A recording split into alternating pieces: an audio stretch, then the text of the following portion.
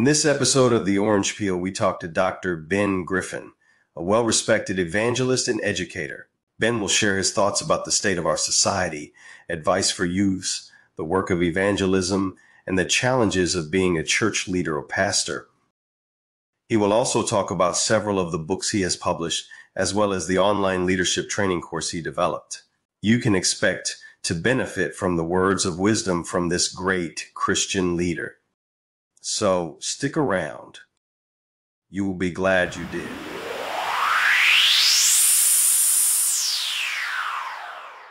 Dr. Ben Griffin, welcome to the Orange Peel podcast, where we peel back the covers on juicy hidden truths. So glad to have you. I know that you and I have known each other for some time, and the work that you have done in God's kingdom is remarkable and worthy of being shared. So looking forward to our conversation today between old friends, talking about the state of the world, the state of the church, and particularly highlighting what you've done to address the needs of the world and the church. So let me pause and get you to introduce yourself. Well, thanks for having me be on the podcast, Brother Cloud. You know, we do go back, and man, we had some great times, and I share our relationship with so many brothers in the brotherhood. And they said, man, you and this guy really connected. I said, yes, we had a great relationship there in North Carolina, and it's still going on to this day. And not only he, but there's others that I'm in connection with who were part of that congregation there in Wilmington, North Carolina. And we're still having rich times and enjoying what we shared back then. So yes, it's good to be here today and be on this prep telecast. I appreciate you making the time. Now, I know you're going to give us an overview of your background, but I do know that part of your background involves that you were in the armed services. So I'd like to always take time to thank all of our service people for their service to this nation. So let me give that thanks to you right now. Thank you. And that really is the beginning of my journey. At the age of 17, I kind of graduated from high school ahead of time, although I didn't get a diploma or certificate. So I left high school in 11th grade and I joined the military. We had a school that was overcome by racism, and it wasn't a real good last year in high school. So we had a couple of race riots. And I think about that all the time, man, because our school flag was a Confederate flag, and our school song was the Battle Republic, and our mascot was a rebel. And we voted it out, and it created a lot of hostile environments and events. And I was doing real good academically, and I was an athlete as well. But I got discouraged, and so I left the military. And to this day, there's a little phrase called serendipity. And I call it providence of God, but you know, the world call it serendipity.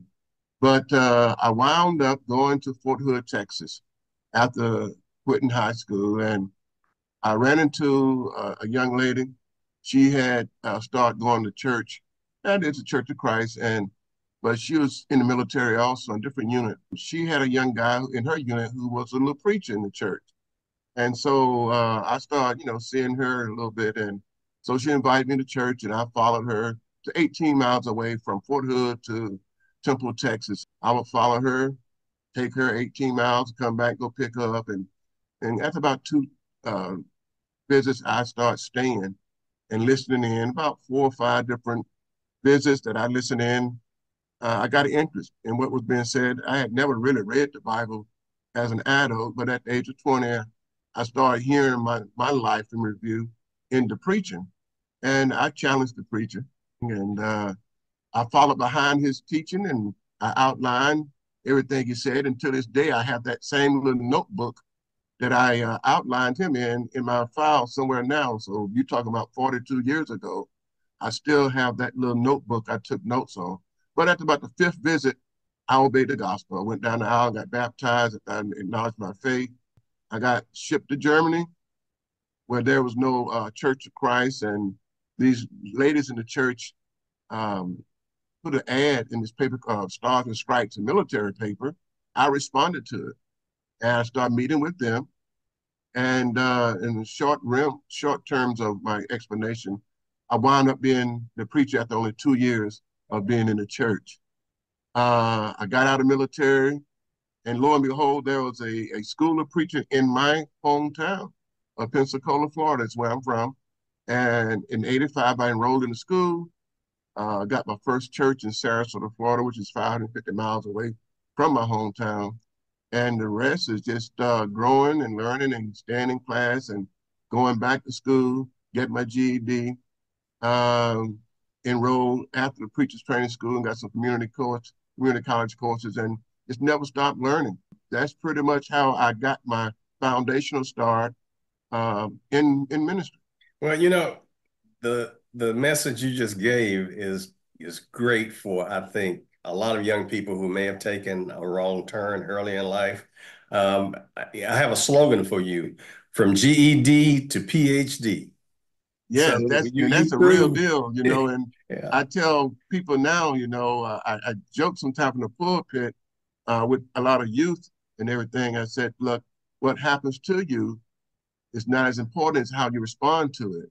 And I tell them that, and I use Matthew chapter 5, verse 44, or 6:44, about Christ talks about they may spit on you or may curse you, but you bless them and don't curse them back. And so because you are the light of God's word and you are to be an example to them.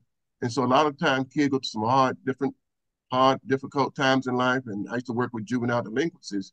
And that was kind of got me connected to kids because I flirted with juvenile delinquency myself in my early teens. And that's part of the reason why I left at home to go to military to save myself from the environment that I came up in. And so I always had this ability to connect with troubled teens, the bad ones, the rough ones, because I was one myself. And I've learned a lot from that. And I transition and share that knowledge and experience in ministry. And so, yes, I tell them, don't take the long route around like I did. But yes, I was a high school dropout, and they just can't believe it. Well, I have an affection for all folks in the military, but even more so now because, as you know, my grandson only a few months ago joined the Marines. Yes. So I think his story may in fact be inspired by you because he definitely had admiration for you when we were worshiping together. Yeah, I know, man, that Jonathan is special.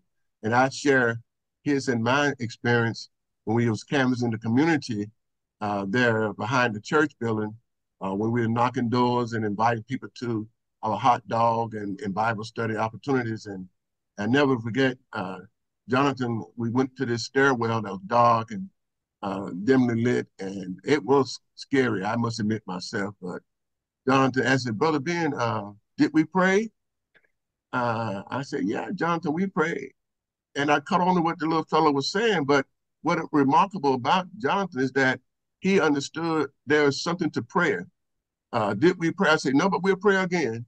And that just stuck with me. And I share that all the time with young people and with adults as well about Jonathan's and my experience in the stairwell in the projects.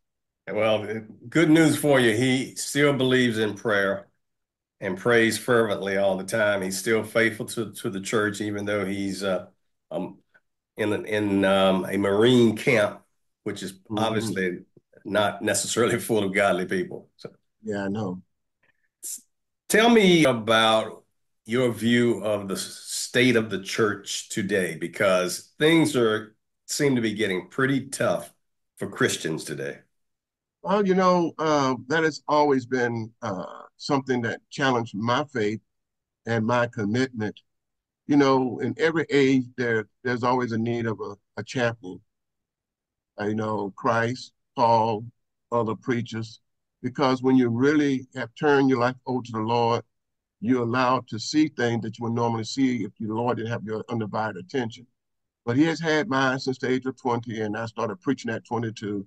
And being in the military, you learn disciplines, be in order, to be disciplined, to be committed, be faithful, be loyal, and be true. And so being in the military and then coming to the Lord's church just kind of fit my temperament. Just being on time, doing all the right things for all the right reason.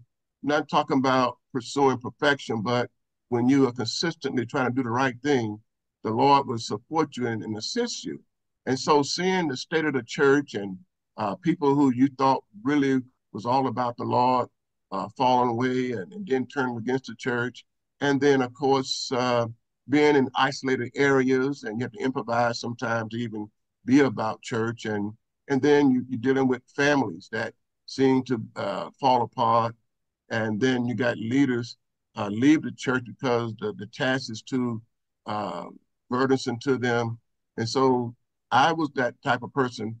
Uh, this is what I needed was the Lord teaching in the Bible. And so it was my salvation then, and it still is because I know truth. I've never saw it until I read the Bible. And when I embraced this, nothing else really mattered.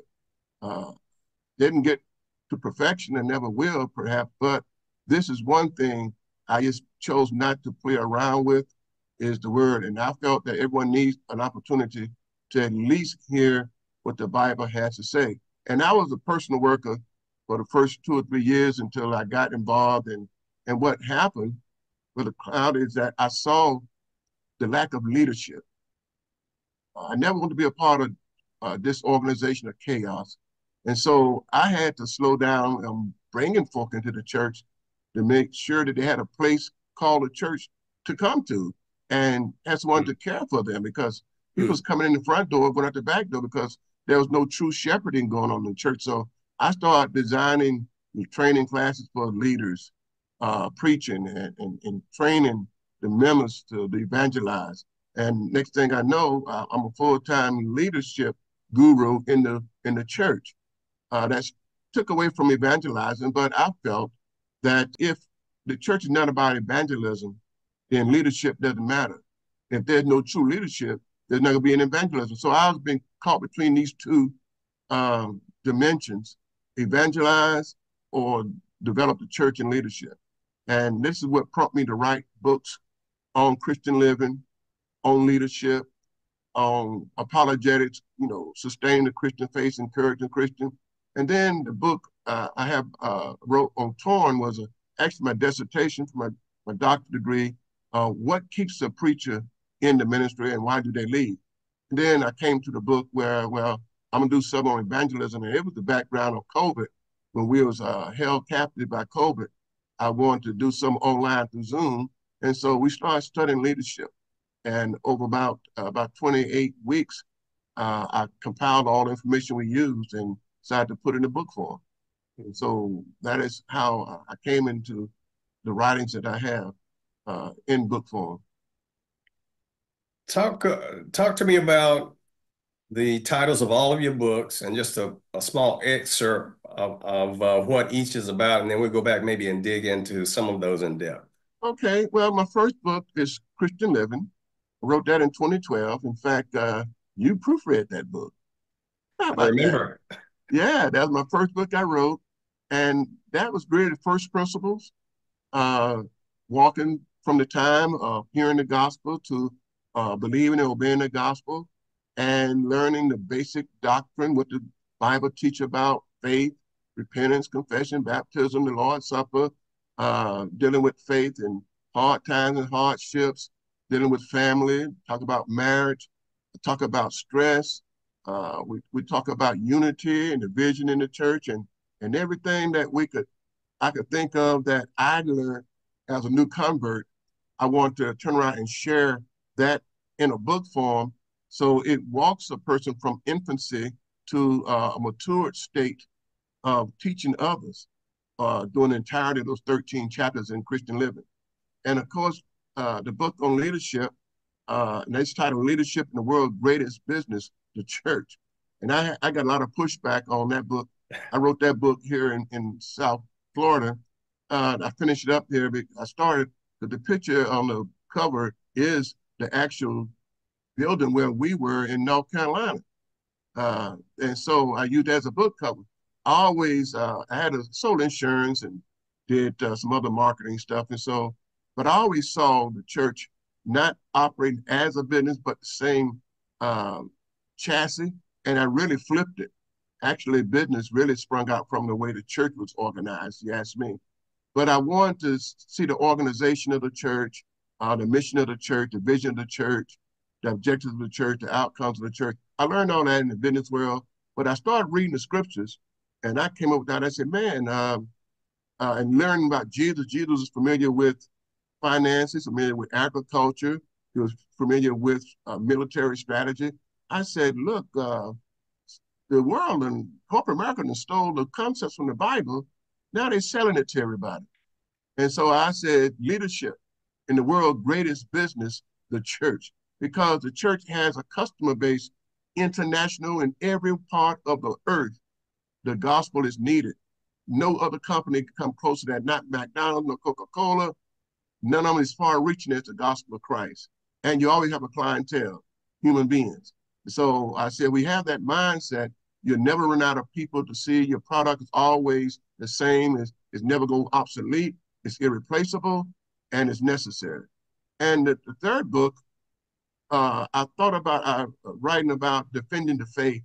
And so it says, Shall We Stand Still and Move Forward? It's a book that deals with motivating the Christian, helping the Christian to deal with all the challenges of anti-God, anti-Christ, anti-church, anti-faith people, immoralities of the past have become the moralities of the present. How do we navigate that? How do we maintain our faith? How we stand fast in the faith, present our faith, support the faith, defend the faith. And so that's what Shall We Stand Still or Move Forward? And the background to that is where Moses was telling Israel, we've been long enough in this mountain. It's time for us to take our move and get on and move. Because, you know, Israel's 40 years in the wilderness, and the distance from where they were to the promised land was just about 150 miles, which is 11 days journey. Well, it took 40 years to get there. So there's a lot of things that only take days to do, turns into months and years to do. And so shall we stand still or move forward? Even in our personal development, shall we stay an infant or should we grow into a maturity, adulthood, young adulthood, and a full adulthood? And so that what promoted that book. And Torn, been in ministry now 42 years, many times I wanted to call it quits. I think when I met you, sometimes the preachers not adequately provided for, and then you got enemies at the gate as well. So why do you keep doing this? Why do you stay with it? It's because I was saved by the same message, and I know the same message still saved. I feel I'm most equipped and qualified to present it to like anyone else. So if I quit, then who else there to carry the banner? And so, but you do have challenges. Your family don't have the vacation opportunity as other families got real corporate jobs with benefits and bonuses. Preacher had to rely upon the flock to take care of them. And if they do it well, then fine. Oftentimes it's not the case. No retirement plan. So why stay with this? It's because of the saving power of the gospel is what keeps most preachers in. So I interviewed 16 preachers older than myself, been in ministry longer than I, and found out why they stayed. What I learned in that some got out and came back, some got out, never came back, and some went through the hardships and still in the ministry. And so that's what caused, but Torn is, has to deal with torn between leaving or staying in the preaching arena. And then embracing the spirit of evangelism, we have to embrace that spirit of the church has to be all about evangelism.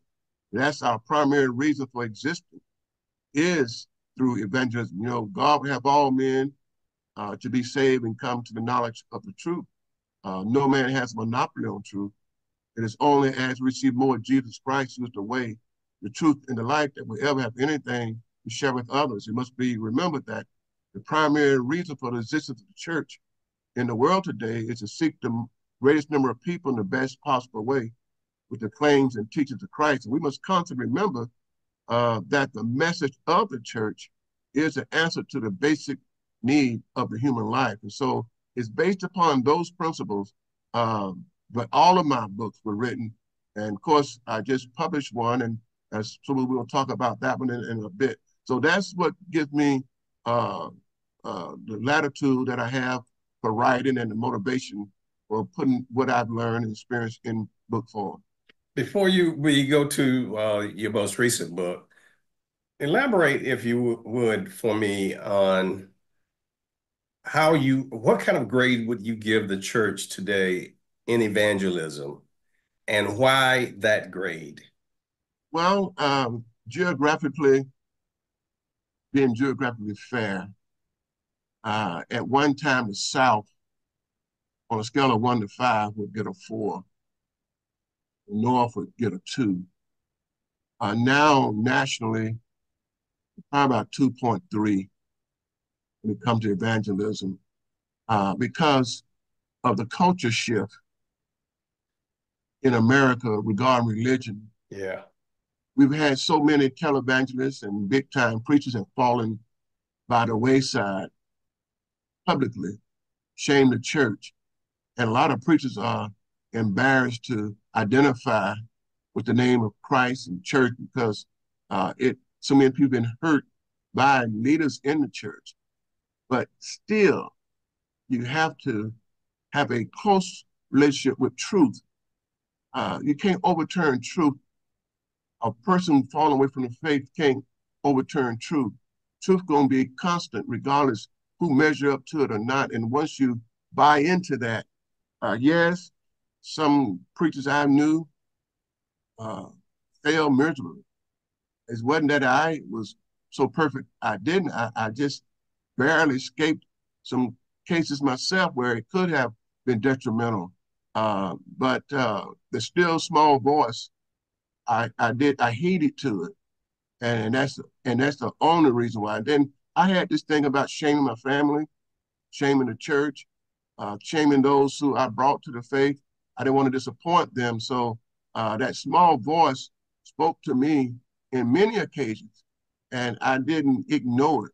And I'm at an age now that, hey, look, I'm not beyond falling now, but I feel, hey, I done conquered a lot of um, challenges from the devil that, hey, I ain't interested in the stuff he interested in no more. So, Well, yeah, yeah, age does help. It yeah, doesn't totally fix the problem, but age and wisdom yeah, does help. But let me just throw this in.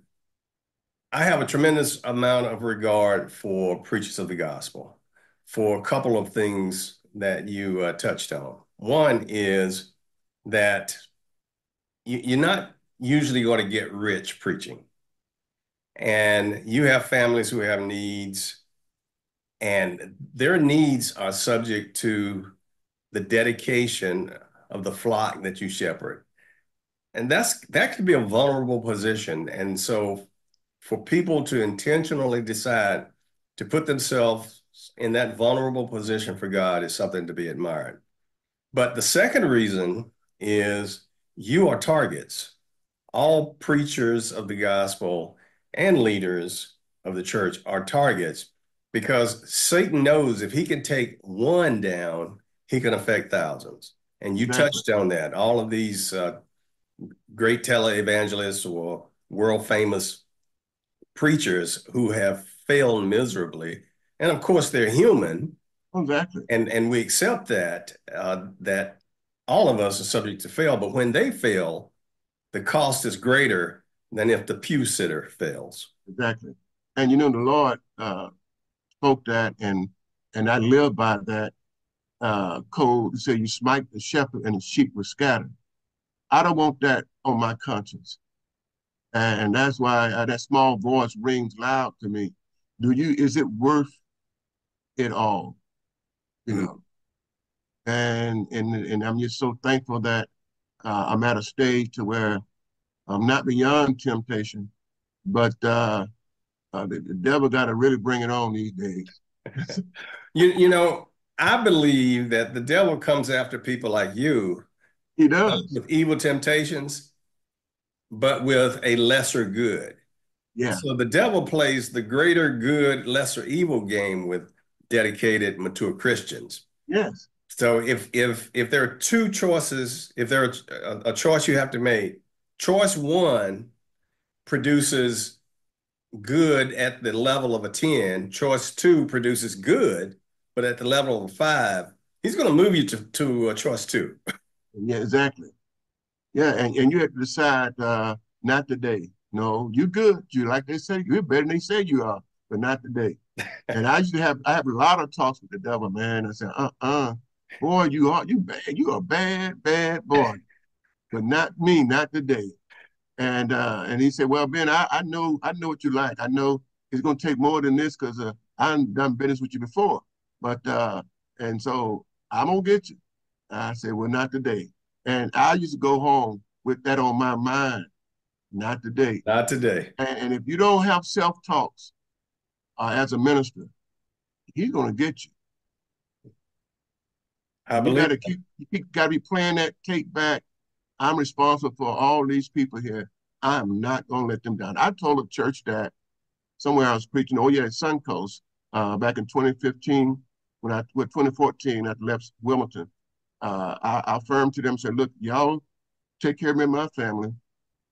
I'll never disappoint y'all, let y'all down as your minister. I'll never shame you in the community. And it's rung true. So that I said, I want to be here to encourage churches, encourage preachers, encourage members, and provide a resource to the kingdom. So 30 years from now, when I get to the point I can't preach, teach, write, and be in a wheelchair, I do want to be rolled into a church that's in line with the word of God. So I have to kind of pay it forward now to ensure that I do or I will have a functional, biblically functional place to worship, or my grandchildren to have what we call, as we know it biblically, the Lord's church. Yeah, I'm going to borrow an analogy from the military. So you have the soldiers who are fighting on the field, but you have the drill sergeants that are preparing the soldiers to fight. Exactly. You're a drill sergeant for the Lord. Right.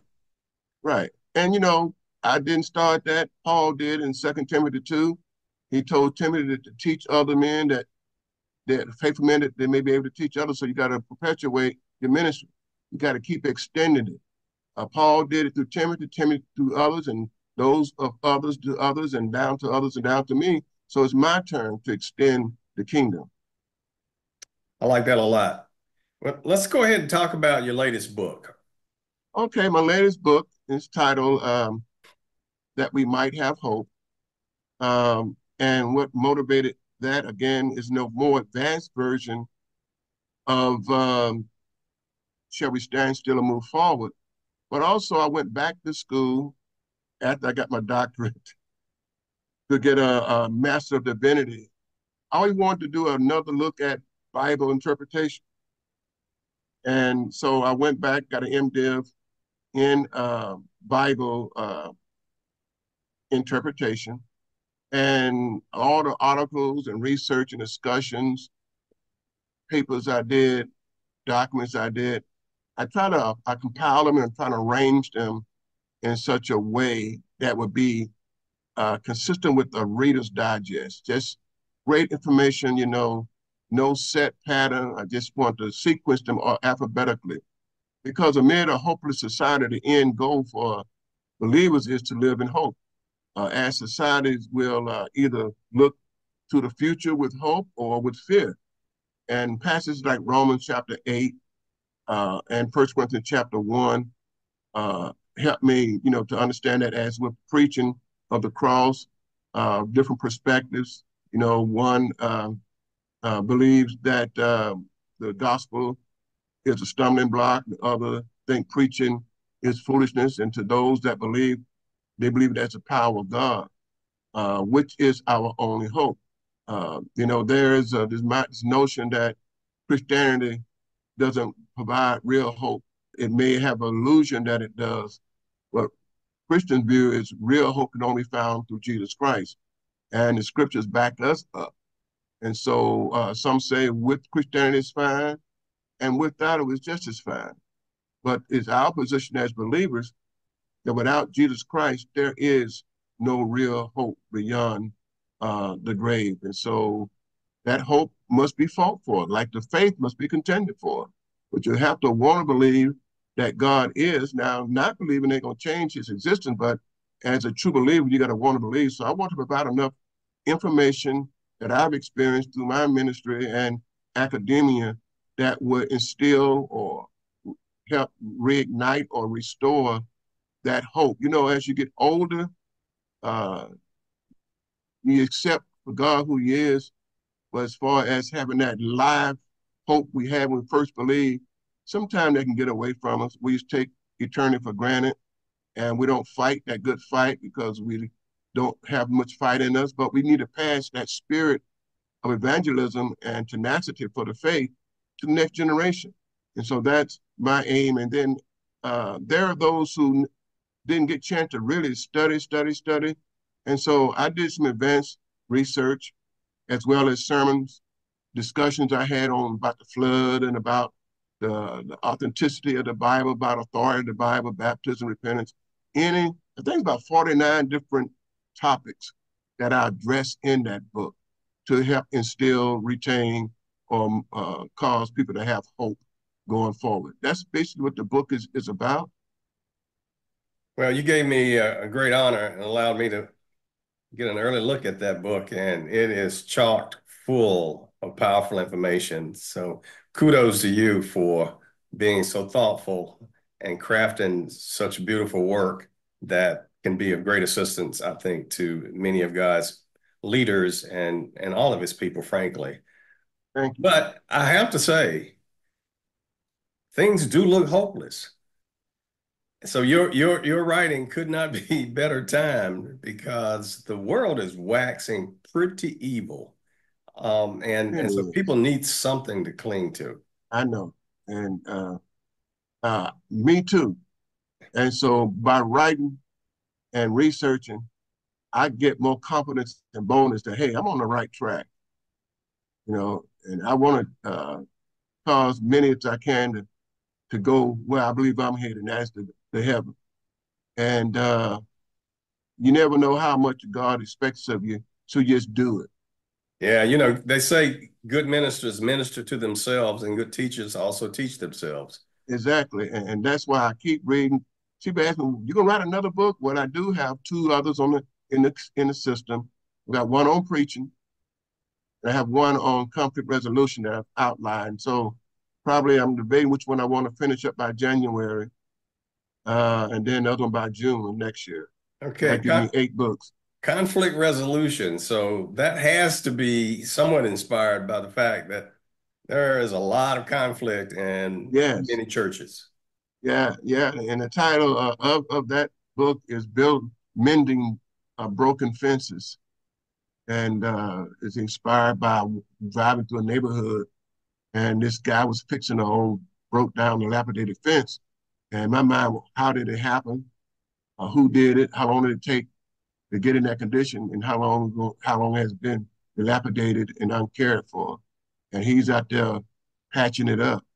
And I use that in regard to relationships, broken relationships in the church, in families. Is broken, who's going to fix it? How did it get broke? Well, that's a need, but the most important part is who's going to fix it and how and when. You know what one of my pet peeves is about relationships, and that's about how poorly we learn to communicate. People think if you're talking, you communicate.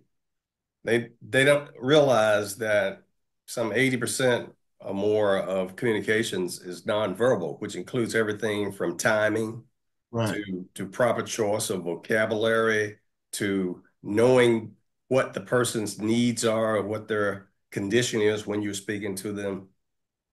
And communications not done properly is one of the biggest enemies to Right. marriage as well. So I think I, a lot of relationships fall in disrepair just simply because people don't know how to right. communicate. Yeah. When people you try to talk to one, they look in another direction. It tells you right then, I ain't got time. I want to hear it. Go away. And then when you come back, so I tried to tell you today. No, you didn't. Yeah, you were stuck on that book or that phone or that TV, and I was telling you what we had to do, and you didn't hear me. You didn't give me your undivided attention. And So, the so, way so you looked at me, you bothered me. Go away. So how do you deal with people who will respond to that advice you just gave by saying, "Well, look, I'm just going to be me. I'm going to keep it real. I'm going to be who I am, and you can take me or leave me." What do you do with people like that? Well, you can say, well, how much you being you include me and us? I like that. Yeah. And then don't say anything. You let them say, okay, well, then I don't you think we need to communicate a little bit better if you want to include me and us and who you really want to be who you want to be. I'm just trying to figure it out. That's an excellent point because if there's no desire for an us, Right. then they're not going to communicate no matter how much Exactly. you plead with them. Right. That's a great point. All right, before we forget, I want you to touch on your online course because I'm an old information technology guy, and Gotcha. so I was impressed with what you put together. Well, that came about. Uh, Older generation of preachers uh, can't travel to a brick and mortar institution to learn what they need to learn. So that's where the online, the IT, information highway come into play. I've been online learning since 2012. I did 2 masters and a doctorate degree online. But again, looking at the condition of the church, the key challenge is leadership. Um, and I see a lot of churches stumble and fall, stumble and fall, stumble and fall. So I decided to design a course, a certificate course, consists of 12 courses I constructed, designed the curriculum that deal with ministry leadership. What is ministry? What's the foundation of ministry? What is leadership? Different aspects and facets of leaderships. And so walking a neophyte or retooling a veteran, a lot of times churches aren't where they need to be because you can only teach them what you know. And if you didn't learn but mediocrity, you can only give them mediocrity. And the church is only as big as its leadership. If you're a 6 leader, the biggest your church could be is a 5. So you have to, and that's a law of led concept. And so you have to show them how it's done before you can expect them to do it well. And I've been observing that, and I've worked with some 11 churches in my ministry career, and I see the desperate need for ministry and leadership training in every place I've gone.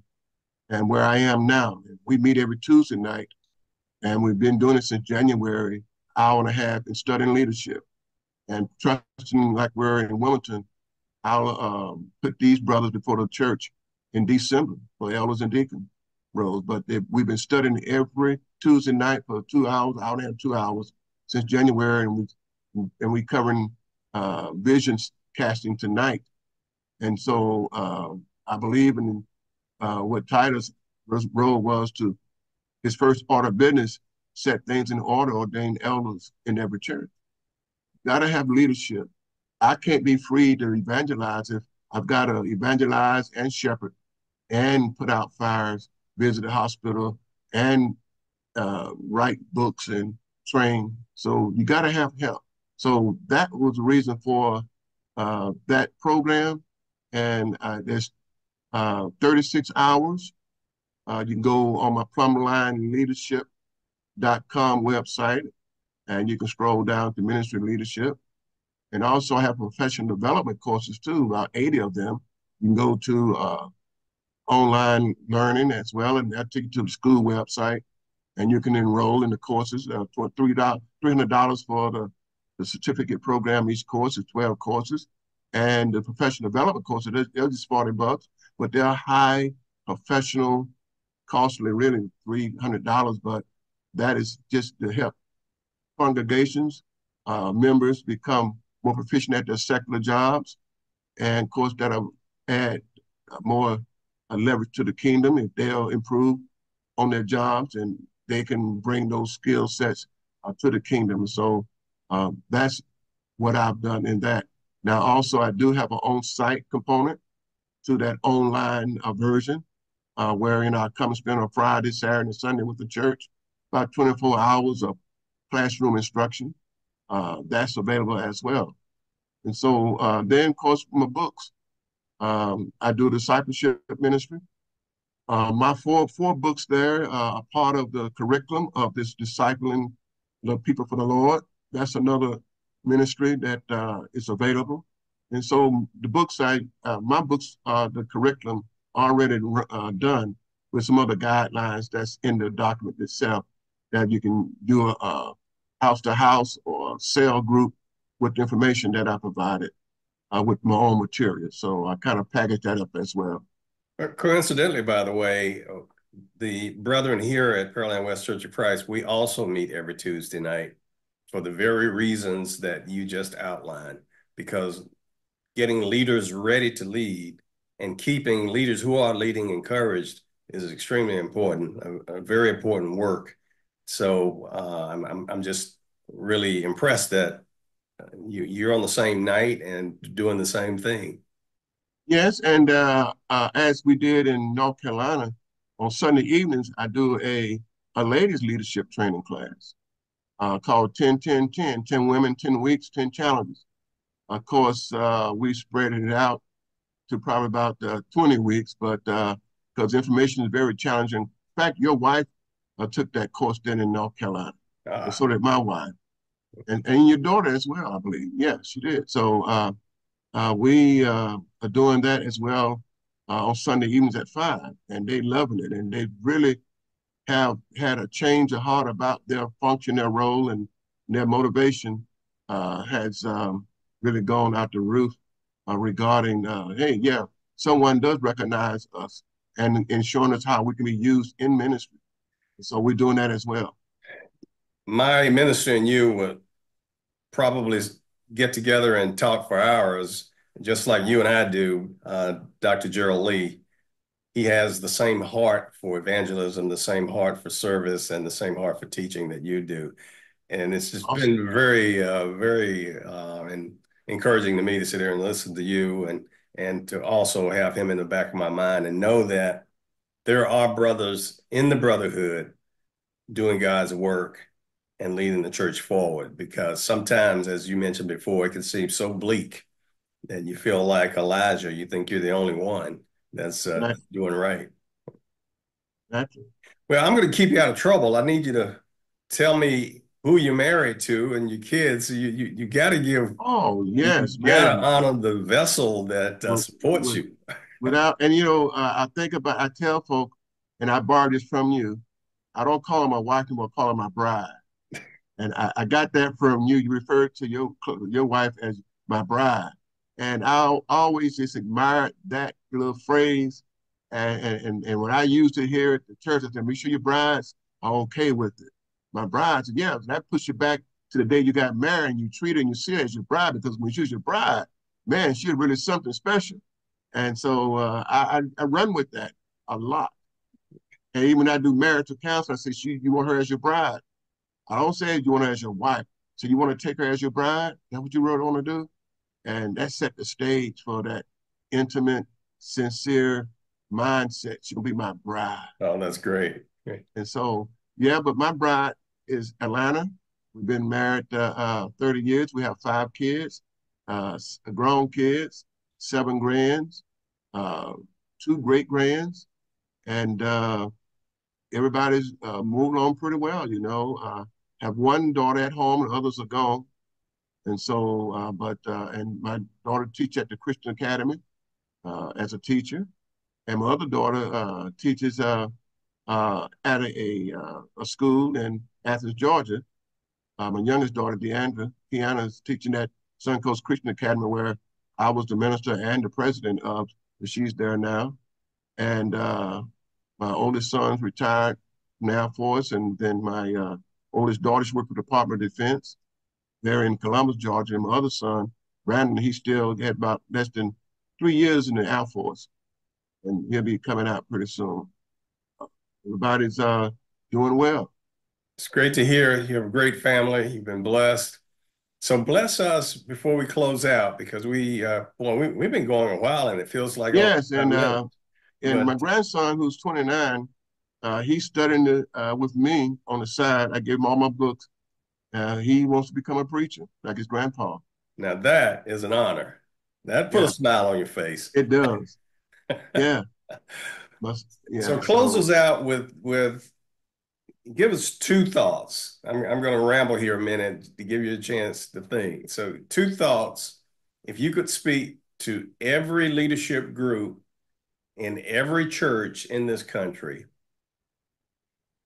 what would be your statement to them in terms of encouragement, warning, help? You can go any direction. This so okay, it's all yours. I would ask them. I said, "Well, how many church leaderships do you want to save from perishing? And if so, what are you willing to do to make it become a reality?" Now you leave it at that because you got to be willing to do whatever it takes, and you got to have a desire to save as many. Because where there is no leadership, you have no church. Where there's no vision, the people perish. Yes. Smite the shepherd, and the sheep were scattered. Yes. Without leadership, whether church or non-church, you have nothing. Even with the home, when the father falls down the home, the family is over. Well said. Well said. I'm going to give you one more to play with. Okay. What would you say to the members of every congregation in God's kingdom in these difficult times that we're moving in as a country where there are a few statesmen, lots of politicians, few statesmen, crime is outrageous, public dialogue or discourse is violent or certainly not friendly. And it seems that everything's coming apart. What would you say to God's people? If you have a good man of God who's educating you every Sunday on God's word and preparing you to live in this society, leave them, love them, support them, encourage them, be willing to follow them, and so they won't become discouraged. Don't fight, compete against the man God, the God man who's trying to feed your spirit with God's word, with God's truth, and your eldership. Have a viable, functional eldership. Subdue your will to their leadership. Allow them to teach you and guide you and lead you as a shepherd is. Don't compel them to lead you by force or by constraint. Support them. You know, I could carve that in stone tablets. That's good stuff, brother. Thank you. Well, look, thank you for your time today. This has been a lot of fun for me. It's always fun talking to you. And again, I congratulate you on your accomplishments, not only in the church, but your accomplishments in general as a successful leader and business person. Thank you, my brother. All right.